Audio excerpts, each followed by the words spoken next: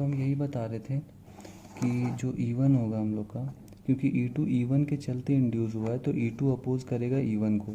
तो जहाँ E1 होगा 90 डिग्री अहेड होगा फाई से, वहीं E2 E1 के बिल्कुल अपोजिट होगा। अब हम लोग यहाँ क्लियरली देख सकते हैं कि E1 का जो फेज़र है उसको हम थोड़ा सा लंबा बनाए हैं E2 के फेज़र से, क्योंकि E2 इंड्यूस्ड हुआ है तो E2 डेफिनेटली छोटा होगा ही E1 से, इसलिए हम ऐसा बनाए हैं।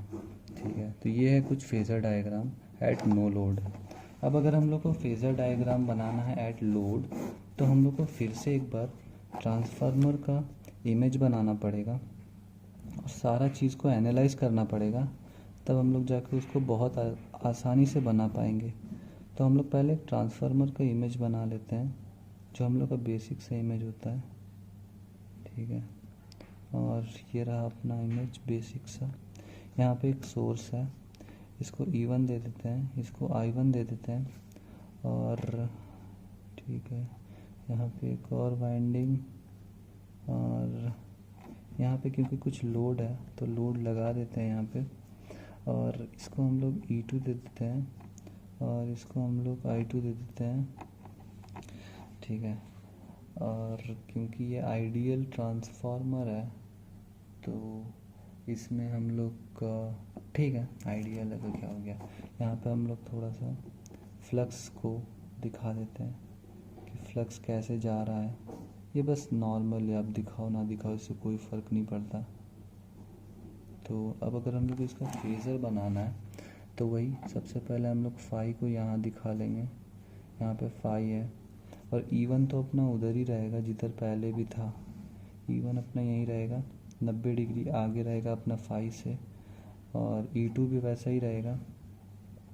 बस इस बार क्या एक्स्ट्रा हो जाएगा ना कि I1 और I2 दोनों जुड़ जाएंगे, तो I1 फाई से कुछ एंगल पे होता है, तो ये रहा अपना I1, और जो I2 होगा ना वो इसके बिल्कुल अपोजिट होगा, क्योंकि I2 जो है ये भी इसके अपोजिट होना चाहिए, क्योंकि I2 भी इंड्यूस्ड हुआ है, इसके कारण यहाँ जो EMF इंड्यूस्ड हुआ है इसके कारण I2 इंड्यूस्ड हुआ है। अब आप लोग सोच रहे होंगे कि यहाँ पे E1 बड़ा है, यहाँ पे I2 बड़ा है, तो आइडियल केस के बारे में हम लोग को पता है कि P इनपुट बराबर P आउटपुट होता है।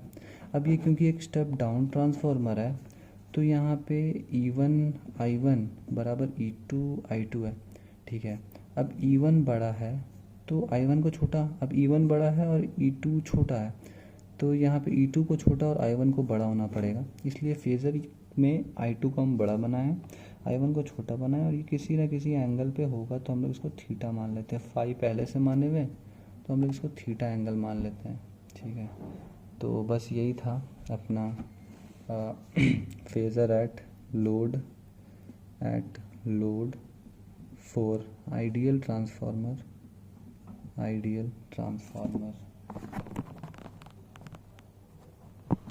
तो अब जो हम लोग का नेक्स्ट टॉपिक है वो है प्रैक्टिकल ट्रांसफार्मर और आइडियल ट्रांसफार्मर में डिफरेंस बस इतना है कि जो प्रैक्टिकल ट्रांसफार्मर होता है उसमें लॉस जो होता है वो हम लोग दिखाते हैं, और जो आइडियल ट्रांसफार्मर होता है उसमें हम लोग लॉस नहीं दिखाते हैं। तो एक ट्रांसफार्मर बना लेते हैं, नॉर्मल सा अपना ट्रांसफार्मर, और फिर उसमें बताते हैं कौन कौन सा लॉस होता है और क्या डिफरेंस होता है प्रैक्टिकल और आइडियल ट्रांसफार्मर में।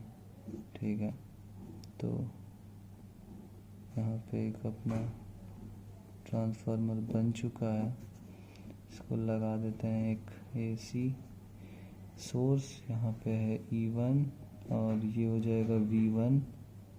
अब कुछ लोग तुरंत बोलने लग जाएंगे कि भाई ये V1 कैसे आया, बता रहे हैं सब बता रहे हैं। ठीक है, यहाँ पे हो जाएगा V2, ये हो जाएगा E2, हाँ ये हो जाएगा I2। सबसे पहले ना हम लोग एक काम करते हैं, इस पे हम लोग देख लेते हैं कि पावर इनपुट बराबर पावर आउटपुट होता था आइडियल में, यहाँ पर होगा पावर आउटपुट प्लस लॉसेस, क्योंकि इसमें कुछ लॉस भी होगा। तो ये जो लॉस होता है ना ये 2 टाइप का होता है, 2 टाइप्स। अभी हम इसमें नहीं जाना चाहते, हम अभी जो चीज़ बताना चाहते हैं वो चीज़ बस है कि फेज़र डायग्राम इसका। ठीक है, तो हम लोग इसका ना पहले फेज़र डायग्राम ही देख लेते हैं। तो सबसे पहले यहाँ पे बना लेते हैं 5 का, और एज़ यूजुअल यहाँ पे E1 तो ऊपर ही होगा, क्योंकि ऑब्वियसली E1 यहाँ पे तो E1 ऊपर ही होगा। और जो अपना एक बात है कि अगर यहाँ पे नो लोड पे हम फेज़ बना रहे हैं, यहाँ पे हम बना रहे हैं phasor diagram at no load in practical transformer. यहाँ पे नो लोड पे जो फेज़र डायग्राम है वो बनाने की कोशिश कर रहे हैं। तो जब यहाँ पे लोड नहीं होगा तो यहाँ पे जो करंट है ना, ये तो इंड्यूस ही नहीं होगा, क्योंकि यहाँ पे कोई लोड नहीं है, ठीक है। ईएमएफ होगा क्योंकि यहाँ पे फ्लक्स कुछ ना कुछ इंड्यूस होगा, ठीक है। तो ईएमएफ होगा बट करंट नहीं होगा। तो यहाँ पे जो करंट है ना, इसको हम लोग बोलते हैं आई नॉट, इसको हम लोग बोलते हैं current at no load. No load पहले क्या होता था ना कि हम लोग का जो करंट एट नो लोड होता था ना, वो कहीं कंज्यूम नहीं होता था आइडियल वाले में। लेकिन जो इस वाले में है ना, ये जो करंट एट नो लोड है ना, ये कोर में अपना कंज्यूम हो जाता है। और ये करंट एट नो लोड ना 2 पार्ट्स में बढ़ जाता है, ये आई एम और आई डब्ल्यू। ये जो आई एम है ना, ये करंट ये जिम्मेदार होता है मैग्नेटिक फील्ड के लिए। मतलब जो लोड में होता है ना मैग्नेटिक फील्ड, उसके लिए ये करंट जिम्मेदार होता है। और ये होता है मैग्नेटिक, ये बेसिकली मैग्नेटिक कंपोनेंट होता है। और ये होता है वॉटफुल कंपोनेंट। वॉटफुल कंपोनेंट मतलब कोर में जो रेजिस्टेंस होता है ना, उसमें ये करंट जाता है, आई डब्ल्यू, ठीक है। तो यहाँ पे E1 हो गया, यहाँ पे 5 हो गया, और E2 ऑब्वियसली इसके नीचे रहेगा। और अगर हम लोग बनाना चाहें V2 और V1, तो V1 जो होगा वो भी इसके नीचे ही रहेगा, और वो E1 के अपोजिट होगा। अपना जो V1 होगा, और V2 भी E1 के अपोजिट होगा। तो जो V1 होगा क्योंकि वो बड़ा होगा, और V2 उससे छोटा होगा क्योंकि वो इधर इस साइड इंड्यूस हुआ है, ठीक है। तो ये अपना हो गया। और जो अपना आई नॉट होगा वो 5 से कुछ एंगल बना रहा होगा, इस एंगल को हम लोग थीटा मान लेते हैं। और ये जो अपना होगा इसको हम लोग आई एम मान लेते हैं, जो 5 के साथ होगा, और इसको हम लोग आई डब्ल्यू मान लेते हैं। तो ये है अपना phasor diagram at no load, और ये प्रैक्टिकल के लिए, प्रैक्टिकल ट्रांसफार्मर के लिए। यहाँ से हम लोग क्लियर देख सकते हैं कि आई नॉट बराबर अंडर रूट आई एम का स्क्वायर प्लस आई डब्ल्यू का स्क्वायर, ठीक है। तो ये चीज़ हम लोग क्लियर देख सकते हैं यहाँ पे। अगर किसी को फेज़र डायग्राम नहीं समझ आया तो हम पहले फिर से एक बार बता देते हैं कि ये जो E1 है अपना, ये तो 90 डिग्री अहेड है, हम लोग थोड़ी देर पहले ये भी बात किए। और 5 को हम लोग बेस मान के चल रहे हैं। V2 इसके बिल्कुल अपोजिट होगा, और V1 भी अपोजिट होगा, क्योंकि V1 बड़ा होगा यहाँ पे, क्योंकि V2 V1 से जनरेट हो रहा है, इसलिए V1 बड़ा होगा, V2 छोटा होगा, और E2 सबसे छोटा होगा। आई नॉट किसी एंगल पे होगा, और यहाँ पे आई एम जो होगा, जो मैग्नेटिक कंपोनेंट होगा, वो 5 के साथ होगा। और जो आई डब्ल्यू होगा वो 5 से 90 अहेड होगा। और आई नॉट बराबर आई एम का स्क्वायर प्लस आई डब्ल्यू का स्क्वायर।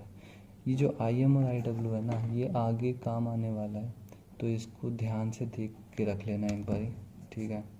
तो अब इसके बाद आप लोग 5 मिनट का ब्रेक ले लो, हम भी ब्रेक ले लेते हैं। उसके बाद फिर पढ़ेंगे लॉसेस, उसके बाद फिर पढ़ेंगे इक्विवेलेंट सर्किट, उसके बाद पढ़ेंगे कि स्वैप कैसे किया जाता है इधर से उधर।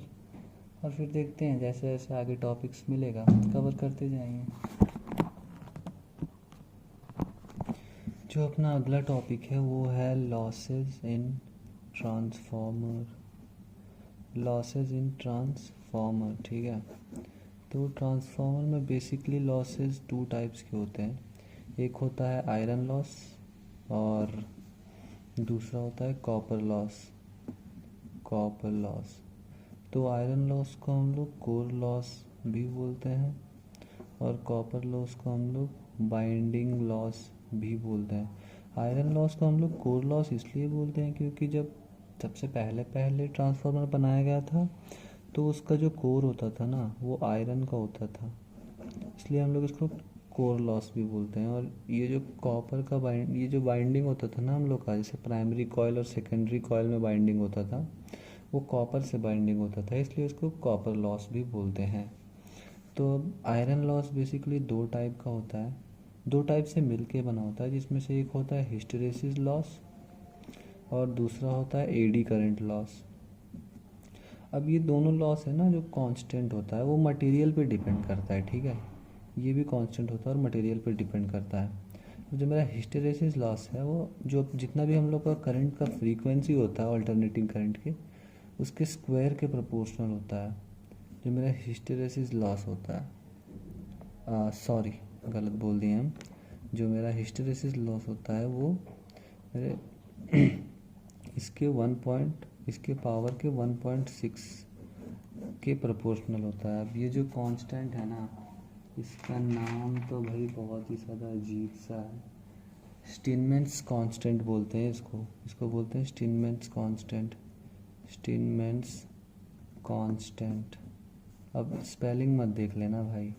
और ये जो एडी करंट लॉस होता है वो फ्रीक्वेंसी के स्क्वायर के प्रोपोर्शनल होता है।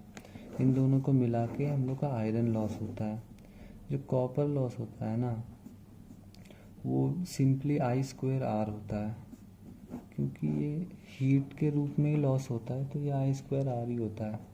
अब अगर हम लोग प्राइमरी में कॉपर लॉस की बात करें तो ये I1² R हो जाएगा। अब अगर हम लोग सेकेंडरी में कॉपर लॉस की बात करें तो ये I2² R हो जाएगा। अब अगर हम लोग बात करें कि एक प्रैक्टिकल ट्रांसफार्मर में P आउटपुट कैसा होता है, तो वो होता है P इनपुट प्लस लॉसेस, ठीक है।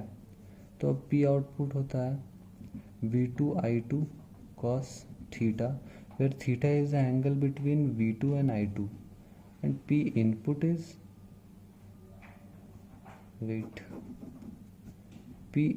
is equal to P output plus losses। भाई लगता है हमको ज़्यादा ही नींद में है, ठीक है, बट फिर भी करना है तो करना है, वो तो है ही, बट गलत तो नहीं ही बताएंगे, ठीक है।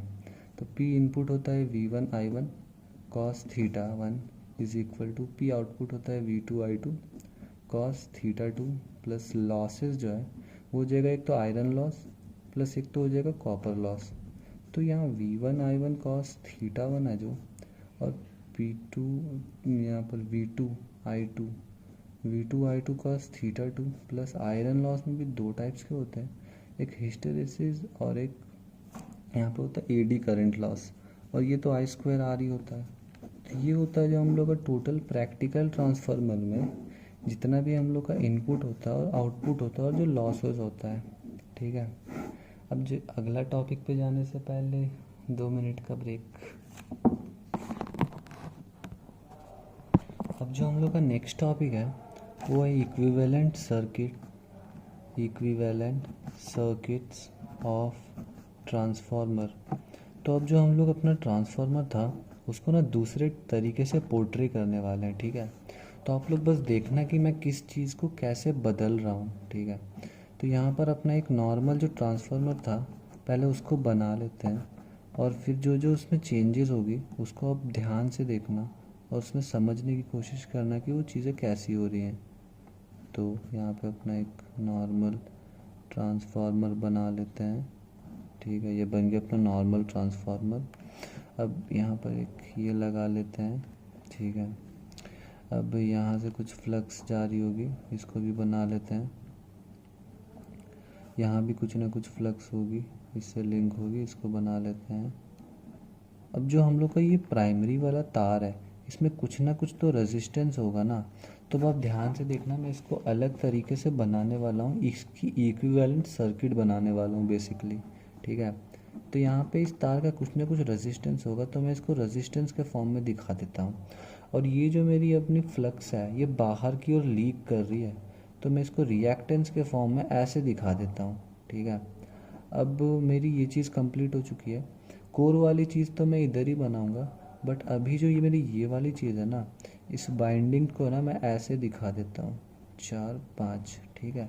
क्योंकि मैं एक स्टेप डाउन ट्रांसफार्मर बना रहा हूँ, इसलिए यहाँ पे मैं इसको ज़्यादा रखूँगा और इसको कम रखूँगा, ठीक है। तो ये वाली जो मेरी है ये R1 हो जाएगी और ये X1 हो जाएगी। अभी मैंने कोर की चीज़ें नहीं दिखाई है, अभी मैं और लेफ़्ट वाली चीज़ दिखा लेता हूँ, ठीक है। यहाँ पे भी कुछ ना कुछ रेजिस्टेंस होगी वायर की, और ये जो वायर, ये जो फ्लक्स इधर लीक कर रही है उसकी भी कुछ ना कुछ रिएक्टेंस ज़रूर होगी। इसको मैं रेजिस्टेंस को दिखा लेता हूँ, यहाँ पे रिएक्टेंस को दिखा लेता हूँ, ठीक है। 1 2 3 काफ़ी है, ठीक है, कोई बात नहीं, 3 ही काफ़ी है। R2 हो जाएगा और ये X2 हो जाएगा, ठीक है। अब मैं कोर वाली चीज़ें दिखा रहा हूँ, क्योंकि कोर में यहाँ पे भी कुछ ना कुछ फ्लक्स है, तो यहाँ पे भी ज़रूर कुछ ना कुछ रिएक्टेंस रहा होगा। और क्योंकि कोर आयरन का बना हुआ होता है तो उसमें भी कुछ ना कुछ रेजिस्टेंस तो होगा ही, तो यहाँ पे रेजिस्टेंस भी होगा। तो कोर को मैं ऐसे दिखा देता हूँ कि ये रेजिस्टेंस है और ये यहाँ पे इसकी रिएक्टेंस वाली चीज़ है, और ये ऐसे है बिल्कुल। तो यहाँ पे I1 आ रहा होगा और कोर में जो करंट आता है वो I0 आ रहा होगा, ठीक है। अब जो यहाँ पे करंट जा रहा होगा वो होगा IM, क्योंकि यहाँ पे मैग्नेटिक कंपोनेंट जा रहा होगा और यहाँ पे वॉटफुल कंपोनेंट जा रहा होगा। अभी कुछ देर पहले ही मैग्नेटिक और वॉटफुल के बारे में हम बताए थे आपको। यहाँ पे एक और बार बता देते हैं कि ये जो मैग्नेटिक कंपोनेंट होता है वो इधर होता है और वॉटफुल कंपोनेंट जो होता है वो इधर होता है, और I0 यहाँ पे होता है, और जो थीटा नॉट है वो ये एंगल होता है, ठीक है। तो हम लोग यहाँ से क्लियर देख सकते हैं कि जो अपना IW है वो I0 कॉस थीटा नॉट के बराबर है, और ये जो अपना IM है वो I0 साइन थीटा नॉट के बराबर है। इसको याद रखना है, इससे हो सकता है कोई एक क्वेश्चन आ जाए। तो ये अपना है बेसिकली इक्विवेलेंट सर्किट।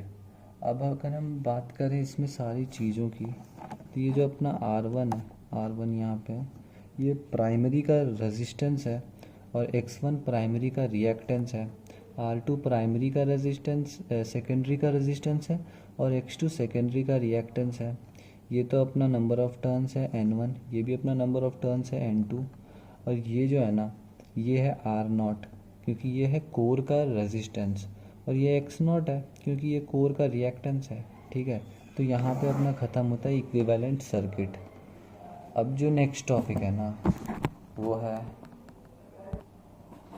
तो अब जो हम लोग का नेक्स्ट टॉपिक है वो है EMF इक्वेशन ऑफ ट्रांसफार्मर, ठीक है। ये भी बहुत सिंपल टॉपिक है, तुरंत ही आपको समझ आ जाएगा।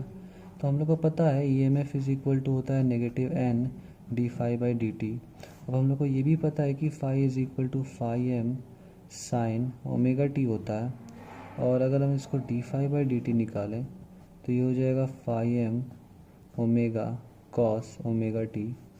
अब अगर हम इसको यहाँ पुट करें तो E is equal to -N m omega cos omega t। अब -N m ओमेगा कॉस को अगर हम लोग साइन में चेंज करें तो ये साइन π/2 माइनस ओमेगा t हो जाएगा। अब हम माइनस को अंदर ले जाएं तो ये N m omega sine omega t negative of π/2 हो जाएगा। तो अब जो ये वाली मेरी इक्वेशन आई है, ये इक्वेशन इससे मैच कर रही है, मतलब इससे हम लोग कंपेयर कर सकते हैं।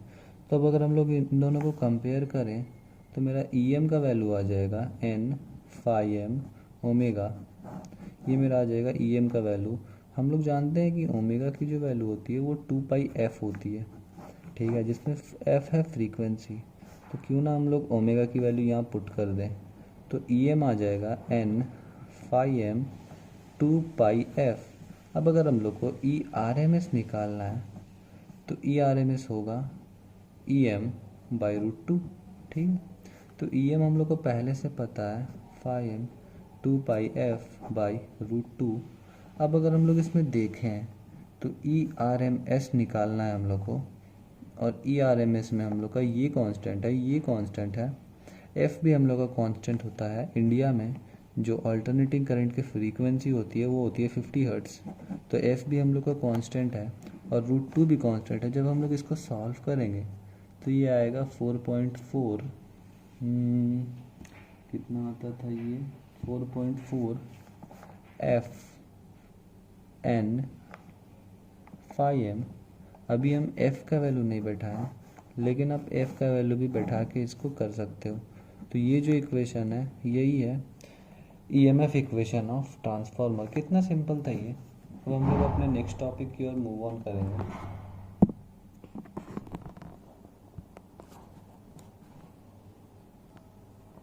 अभी जो हम लोग का नेक्स्ट टॉपिक है वो है इफ़िशियंसी ऑफ अ ट्रांसफार्मर।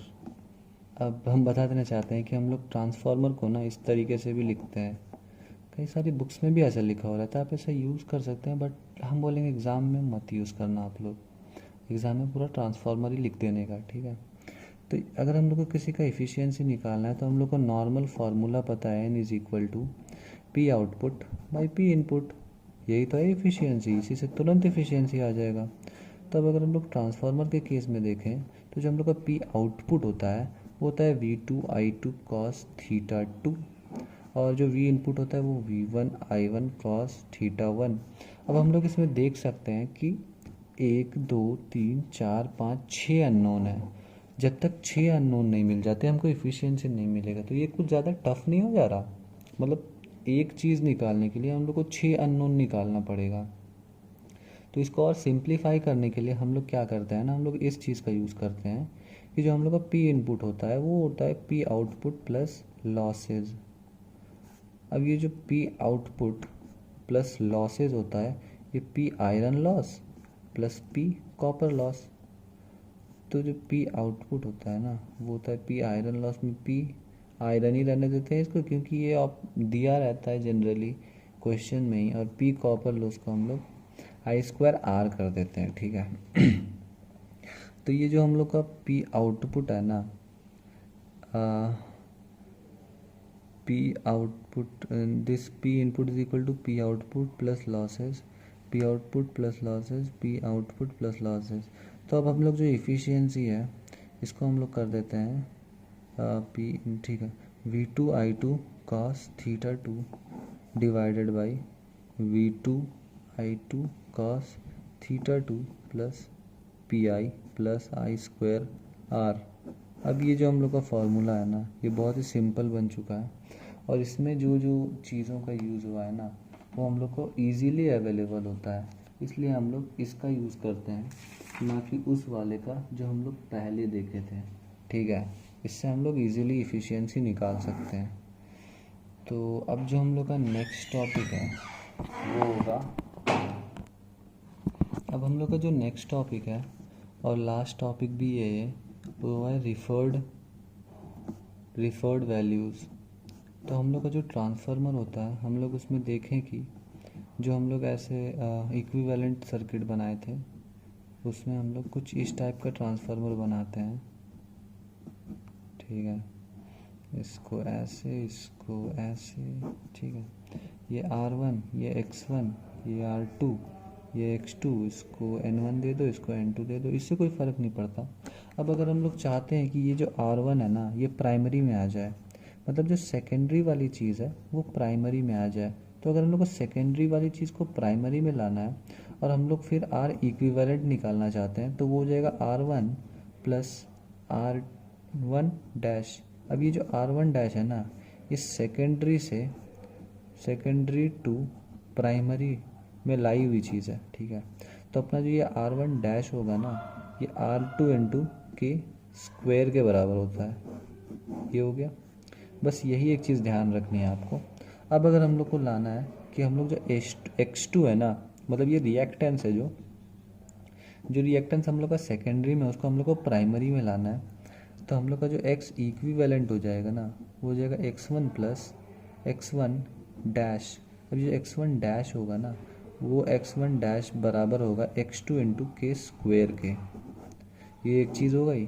अब अगर हम लोग को प्राइमरी से कोई चीज़ सेकेंडरी में लेके जानी है और फिर हम लोग को R इक्विवेलेंट निकालना है तो वो हो जाएगा R2 प्लस R2 डैश। अब ये जो R2 डैश है ना ये प्राइमरी से सेकेंडरी में ले गई हुई चीज़ है, तो ये जो R2 डैश होगा ना वो बराबर होगा R1 इंटू 1/k² के।